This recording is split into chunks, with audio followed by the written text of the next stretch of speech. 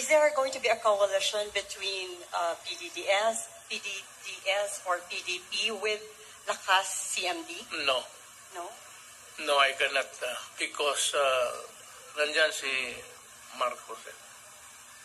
Hindi ako believe na he's really a weak leader. Kaya ako sabi, totoo yan, hindi ako naninira ng tao.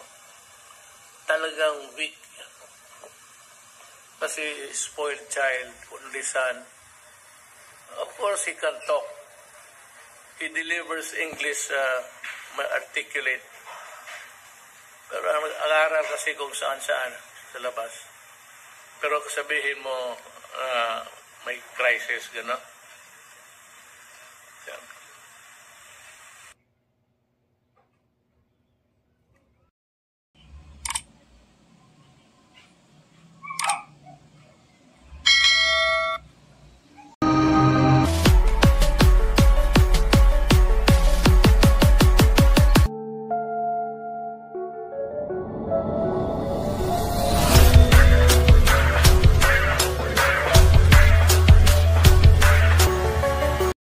Talaga? Totoo nga? Ulitin ko nga? PDDS or PDP with Lakas CMD? No. Ngayon ko lang napanood to, guys. No, I cannot. Because nandyan si Marcos. Ano pala yun? Hindi ako believe in that. He's really a weak leader. Weak leader? Kaya ako sabi, totoo yan, hindi ako naninira ng tao. Oh. Talagang weak. Weak? Kaya pala kasi kakaganit spoiled child, only son. Of course, he can talk. He delivers English articulate. Pero ang aral kasi kung saan-saan sa labas. Matalino. Pero sabihin mo, may crisis, gano'n? Oo. He's a weak leader. Weak leader talaga? At saka may bagahe siya. Ano bagahe yan? Ano yan sinasabi ko sa'yo? Totoo yan. Talaga lang ha? I do not voice lies. Masisira ka.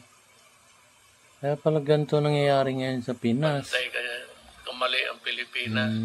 Nagkamali na nga. I'm not saying mas mahusay ako.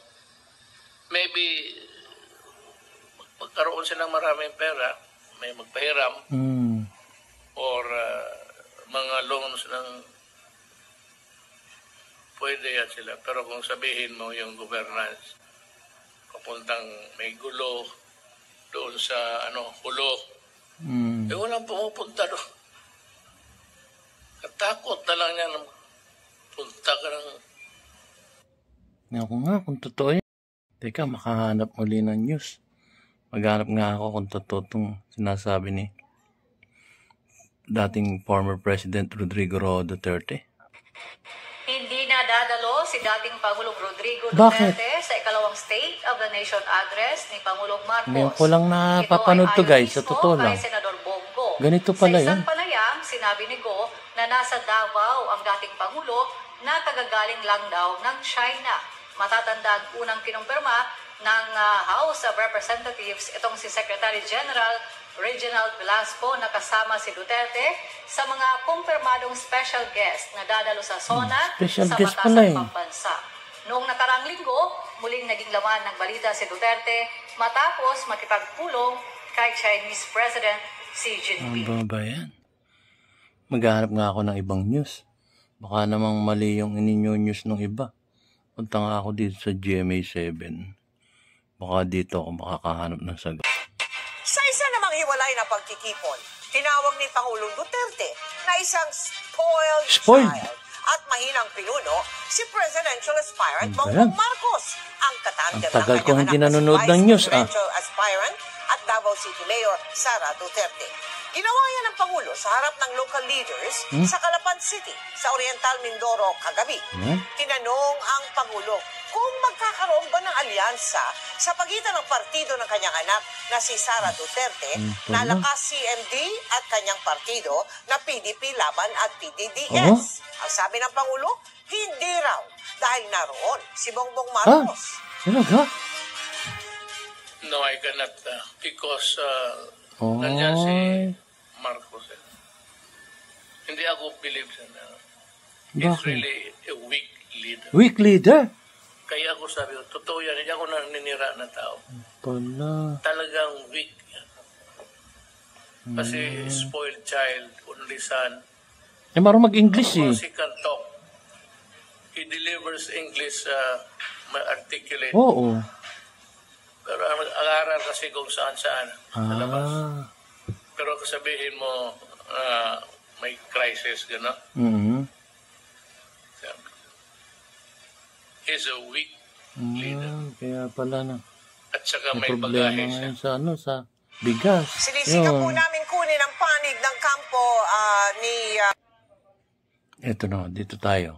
GMA7 yun eh. Kanina, ito, ABS-CBN yata. Nakalagay sa title eh. Kaya lang, bakit walang boses? O yan o, nag-meet nga sila, nakalagay. Meet Marcos Jr., meet former president.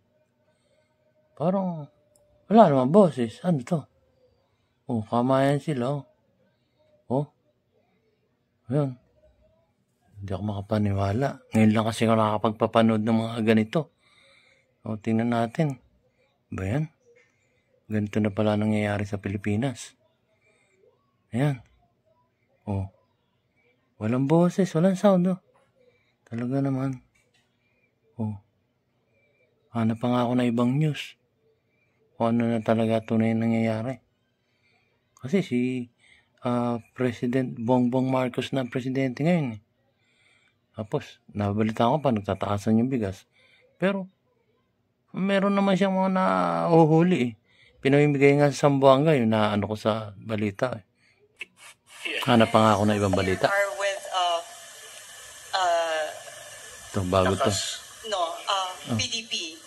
Is there going to be a coalition between PDDS, Ganun pa rin ang tanong niya. or PDP with Lakas CMD? No. No? No, I cannot because nandyan si Marcos. Yun din sinabi niya doon sa isang Hindi news. ako believe sa na. Bakit He's naman? really a weak leader. Weak? Weak Kaya na ako naman. sabi ko, totoo yan, hindi ako naninira na tao. Talagang weak yan. Bakit? Kasi spoiled child, only son. Of course, he can talk. He delivers English articulate. Englishero nga. Pero ang-aral kasi kung saan-saan sa labas. Oo. Pero sabihin mo, may crisis, gano'n. Kagaya ngayon, mataas ang bigas. He's a weak leader. Ayun. At saka may bagahe siya. Pala may narinig ako mga Ito, nabudol. Naghanap ako ng tao na honest. At May malasakit center yan. trabahante talaga. Ba? Maano ninyo yan, trabahante talaga. Totoo yan. Niniwala ko dyan. Yung kalaban niya ngayon, dalawa na lang yan sila sa political horizon.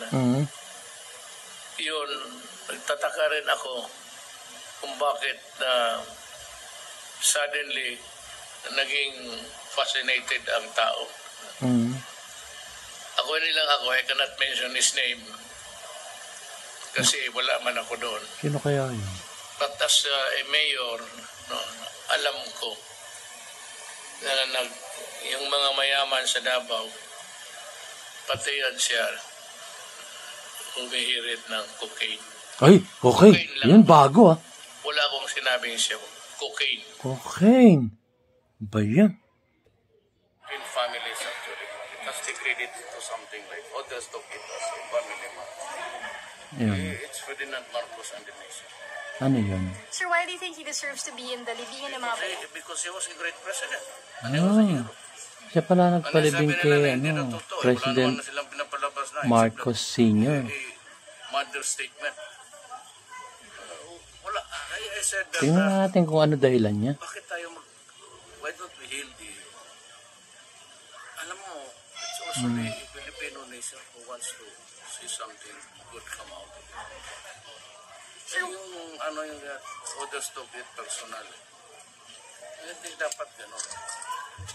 Sir, what would you say to people who will criticize you because of the supposed abuses that happened oo during nga. the Marcos regime? They might be Nakikriticize ka displeased, dun. to say the least, about it. I don't think so. Sir, why? But why? Because he said he did something good for the country. Yung sabi lang dictatorship period, that remains to be debated so many generations from now. But it has na personal ito. Ayaw ko naman, it gives the bad taste in the mouth. But simply ako, my decision would really be... Yung ko rin ito napanood. Ngayon ko lang napanood ito mga ito. Sir, would you say that there is similarities in terms of leadership of ex-President Marcos in your leadership? Who with against? Kayo, meron po bang similarity? Wala eh. Yung I leadership cannot ninyo? much even a fraction of what he had. He was very bright. And he knew all along, he could almost predict what was in the future. So, sir, do you believe all of Marcos' years as president were good? Hindi Well, naman. in the sense that we take it as Hindi naman lahat. a time for a man. Kasi, Hindi mo masabi pag lahat na masama. loko-loko yung All the things that Marcos loko-loko yung mga nasa babang opisyal mo. Wala. Nakita mo eh. Ay, may pa dumaan mo lang. May isang highway na tama. But, sir, do you also recognize the bad, supposedly, that happened during that Well, time? lahat, we all have our faults here. Every human being is fit to play. Ganon yan. Pero yung idealism, ang mahirap abutin. Here the idealism, here the vision for this country. Ako, I do not compare me with, ako, interesado lang naman ako magtrabaho sa gobyerno. Or it happens to be the presidential thing, but Uy, parang kilala ko tong boses ng newscaster na to. Ferdinand Marcos really planned his life. Nawala ito ngayon. Serve his country. Ngayong panahon na to. Ang galing nito. Kita mo naman ang rise niya sa Magaling tong newscaster na to. Mindanao. Do not compare me with the president. Sir, a lot of people are also supporting a tandem of you and Bongbong. What do you think of that, sir? I would like to thank the tao who ordered, and I would like to thank them. For after all, I said, and not everybody knows it, my father and Ferdinand Marcos were close allies. He was a loyal ally. Sir, what in the Marcos governance would you copy in your own presidency? Kita mo naman, biyayang dagat maganda yun. Masagana na 99. Sana ka na 99. Yan. But yung nanon na siya, they allowed, binigyan na niya sa tao. This is the blueprint. Along the way, puro corrupt dito, puro corrupt Yun doon. lang. Sira. Last days wala na. Pero overall, I think that he did something good for the country. For after all, we elected him. And he was not, sabi mo na, may isang word dito na tamad. Hindi tamad yun. I believe that he was really, even asleep, he was thinking about his work as president. Sir, could you just reiterate why President Marcos deserves to be? Because he is president, or he was the president of the Republic of the Philippines, and he was a soldier. And Yan he was si good. Marcos Sr., yung matanda. Tatanong na lang kasi ang tao kasi wala nang nakita kung yung pagkakamali. It's time to That is, you know, when people judge best when they condemn. Ganun kasi yan eh. You are at your best element, especially yung kasiraan ng kapwa mo tao. Hindi ka nila mamadya. Look at the structures that Marcos built. Nandiyan pa, ginagamit pa. Sir, unrelated, but sir, CDO debate na po on Sunday. How are you preparing? Hindi ako magpunta doon kasi magpunta ka. Sir, di mo pupunta? Kilala ko na yan. Mali sa akin. Galing yan si Pia Ranyada. Magaling na newscaster yan. So far away. Huh? It's too far away, Sunday. Uy, baka malay mo mag-dive yung aeroplano ngayong gabi ito. Sir, are you preparing in any way?